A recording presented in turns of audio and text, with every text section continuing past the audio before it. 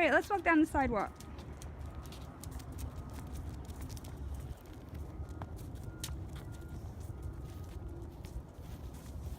All right, keep going forward.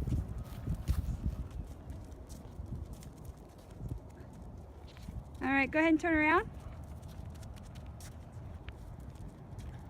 All right, walk forward. Keep going.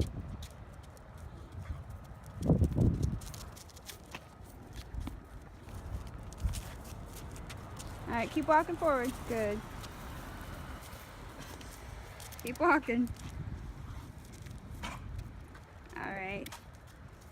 All right, now turn around.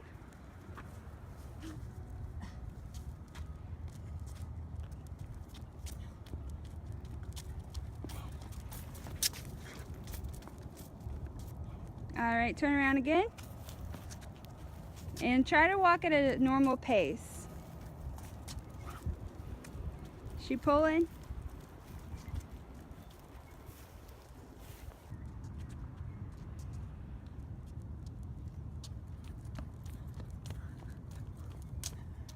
So today we're gonna go over the Prawn Collar. It looks barbaric.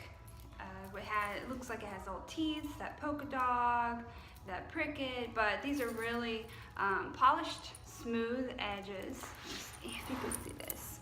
Polished, smooth edges, and they don't mean to harm the dog or hurt the dog. They just give a little bit of pressure, different than a flat leash, flat collar, but it simulates or recreates a dog nipping another dog at the neck, which that's how dogs communicate. That's what they do. So they understand this collar really well, and you don't have to use near the amount of pressure that you do with a flat collar. A lot of times you see dogs pulling on a flat collar and they're choking themselves out. Dogs won't choke themselves out on this because the slightest pressure, they stop pulling, and they look to you as the handler for their next, guidance or next command, and they pay attention more to you than what's going on around them. Now, with this collar, you can be a lot more gentle. There are some dogs that are just hard dogs, so they're going to be tough with this collar. So you do have to give a little bit firmer pop. But a lot of dogs, and most dogs I guess, are soft dogs when it comes to the Prawn Collar, and just almost like a pinky correction. You can just pull on the leash with the pinky when this is on, and they respond really well to it. So I'm going to show you how to put it on. First, you don't ever want to take it off right here. If you pull it apart right here, it's pretty hard to get back on. You have to be pretty experienced and have really strong hands to get it back on. So I suggest you take it apart from one of these links and not the center little square portion. So see, I'm just gonna take it apart here. You squeeze these two pieces together right here. Squeeze this together and it will come apart. Squeeze and pull out, and then when you're ready to put it around the neck, you pinch it together again and slide it through. All right, and I'm gonna go ahead and put it on me because a lot of people think that it's dangerous or that they harm the dog, and they're afraid, or they say we don't use tools on ourselves. So I'll even get my hair out of the way. But as you can see, it's not painful, and a dog has a thick coat. Let me get the right ring. The dog has a thick coat, and given this kind of correction, I have no coat, just skin, and I'm popping myself harder than I pop my own dogs. So that's how a Prawn Collar works. It's by little pops, not steering the dog. You don't keep tension on the leash or on the collar. The way the Prawn Collar works is you give a little pop, just a little pop like that. Gives the dog information that, hey, look at me, or hey, we're turning this way, or quit pulling. It's all about communication. And the Prawn Collar, although it looks horrible, it is such a great form of communication with the dog, and it makes leash walking much easier, much more enjoyable for both the dog and the human. So now you're gonna see me put on the prong on Bella. She's a really bad leash puller. You saw in the clip before this that she loves to just yank. She goes all over the place. She's a crawler, like to get to whatever she wants to get to. She's like scraping her nails against the sidewalk just to get another inch ahead. And you're gonna see me put it on her, and then we're gonna do a little dance, the Prawn Collar dance, where we go back, we kind of do a little bit of circles, we go back and forth. If she pulls to the head ahead of me, I'm gonna take a turn to the right and give a little pop. And if she starts to crowd behind me, I'm going to do a little turn to the left and maybe a little pop if need be. And some dogs, if they pancake, they like to not walk on a leash at all, whether it be with a flat collar, prong collar, whatever, you know. A prong collar is great because you can give a little pop and say, let's go, a little motivation with your voice, and they'll get up and walk with you. And it's not because of fear, it's not because of nerves or anything. It's just because this prong collar, it has such great communication with the dog. They understand this because this collar replicates a dog nipping another dog on the neck and giving them more information than what a flat collar does. So dogs that are fearful do really well on this too, not just dogs that are like tough dogs.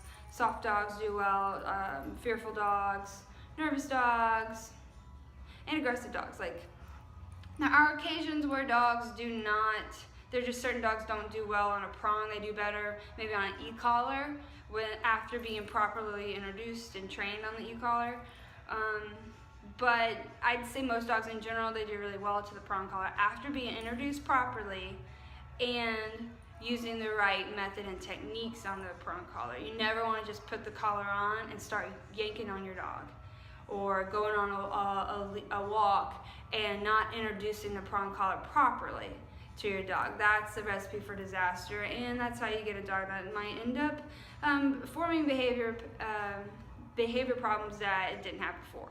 So it's not necessarily the collar that's doing it, it's improper techniques and not properly introducing the tool to the dog. It's not the tool that did it. So now you're gonna see me get Bella out of her kennel, and I'm gonna put the collar on her, put the leash on her, and then we're just gonna do the prong collar dance, and I'll talk you through it as I do it.